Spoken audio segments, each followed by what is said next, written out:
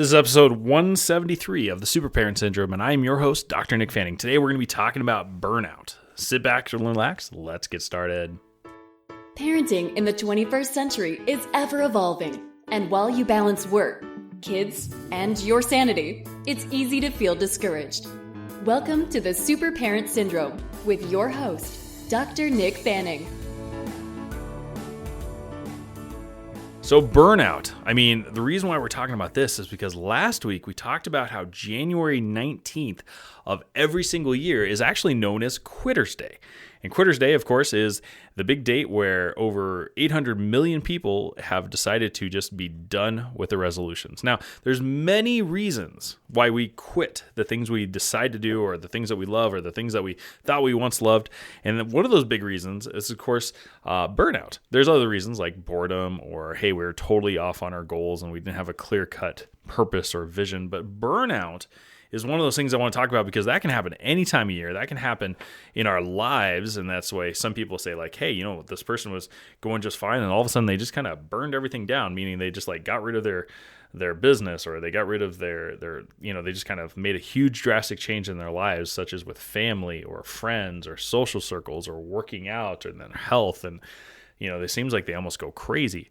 But burnout, as we talk about it, is there's lots of reasons for this, and one of the ones I want to touch upon today is this. It's that burnout can often happen when we're doing tasks that don't bring you closer to your goals, okay? And so, like, even in work, if you're just stuck doing all these day-to-day activities and tasks and jobs, and yet you see like it's not improving your life or bringing you closer to what you really want in life, then you're going to have massive burnout, okay? So, you might have your 9-to-5 job and it might be paying the bills, but it's just enough to keep you going, and you're not, your savings aren't improving and your debt's getting more, or maybe you're spending too much time at work to make these things happen, and so then, you're not having a good balance, and so therefore, your relationship with your kids or your relationship with your spouse is not getting the way you want it to be. And so ultimately you're looking at this big widespread picture of your life, and it seems like things are slowly getting worse versus getting better.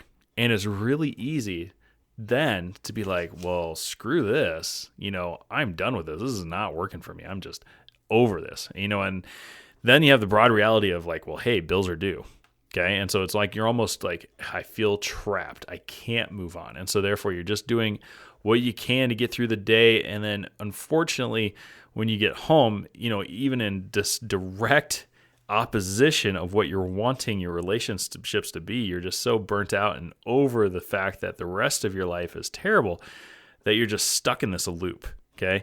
And that very quickly, again, leads to burnout. Now, this can happen in every single area of your life. It could be your workouts. It could be your relationships, your parenting, your social circles. If things are not moving there and it seems almost like a work or a job, then yeah, you're going to get burnt out real fast. And this is really easy, especially in marriage, if you guys aren't doing dates and if you're not doing things that are fun or like reminding you of what the joy and just being, flirty and kid-like, and just enjoying spending that time together. Maybe you guys are instead having to deal with this weird work schedule or having to deal with, hurt or parenting, and kids are not easy. They just kind of drag us down sometimes, especially because they have their own problems they're looking for us for. And so folks, you might have all this serious work, but if you don't take time to have the fun with it, again, you're just going to feel stuck in this loop, and it's going to ultimately lead to burnout. And you'll suppress these things because that's what we do as humans.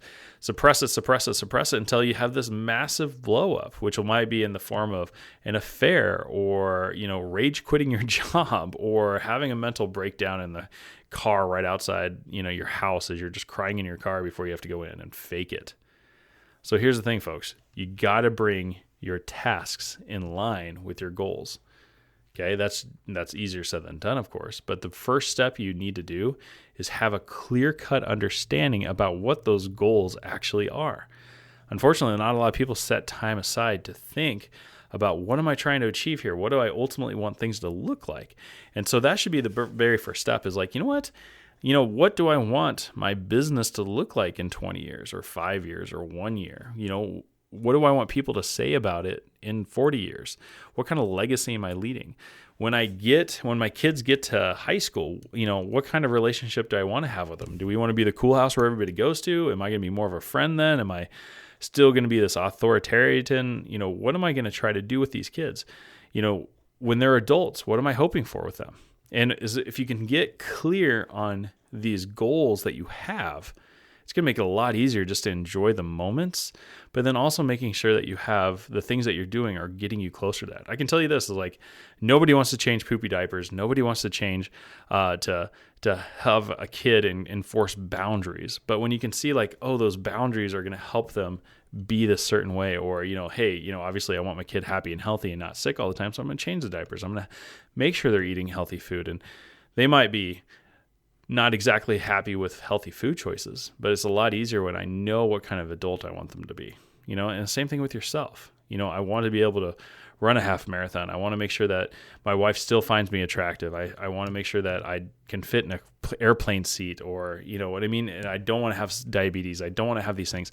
So it makes it easier for you to say, okay, yeah, I'm going to try this intermittent fasting, or I'm going to hit the gym, even though it's cold outside and it's still dark outside. I'm still going to do these things because, again, these are bringing me closer to my goals, and I can see that. Okay, so that's step one, folks, is like realize what you're wanting in life is a huge step.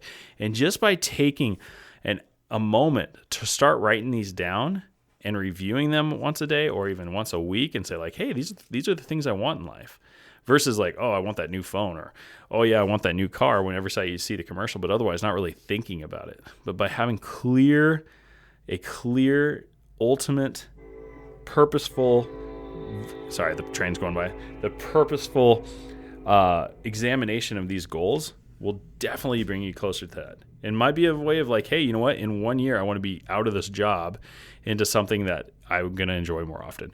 What am I going to do to make sure I make up that income? Maybe I have a side gig, or maybe I have to have savings to put aside so that way when I take on this job, the transition is going to be that easier. Or we need to look at our budget so that I can make this job change so I'm not so miserable every freaking night.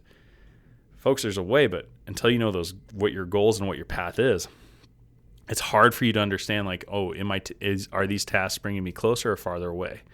So step one, again, that's what your homework is. Take a look at your life. What do you want out of it? And it has to be more than like, don't want this, or I don't want that.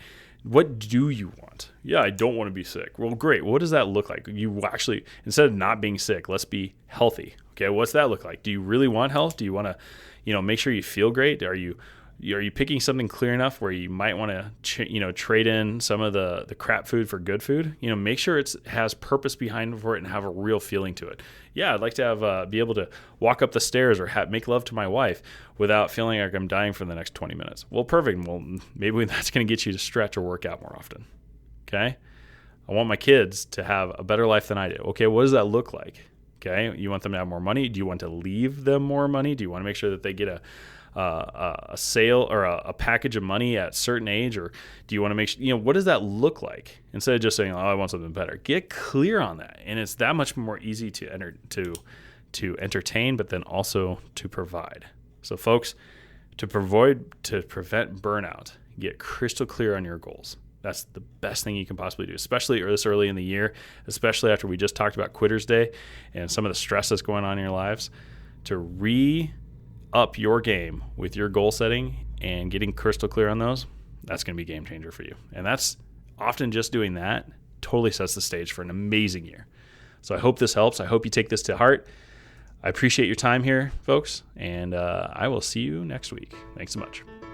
Thanks for listening to another episode of The Super Parent Syndrome. Please be sure to visit peptalksforparents.com for more content and our free newsletter. And remember, you are not alone.